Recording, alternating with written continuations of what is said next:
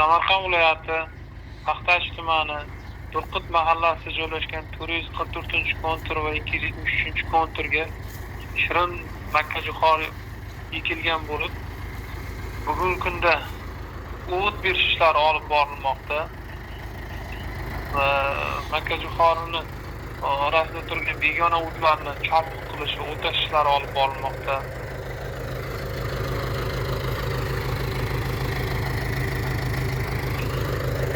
Makkajo'xorini bu ikkinchi monitoring hisoblanadi. Makkajo'xori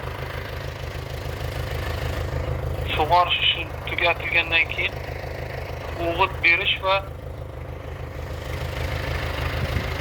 kultivatsiya ishlari ketmoqda hozirda. Gapiravering. Bo'ldi. Suspenziya ishlari olib borilmoqda. Konturda 38 ta ijarachi mavjud bo'lib, ijarachilar bilan birgalikda kooperatsiya tashkil qilingan. Kooperatsiya rahbari ijarachilar hamkorligida suspenziya ishlari va kultivatsiya ishlari olib borilmoqda. Bo'ldi.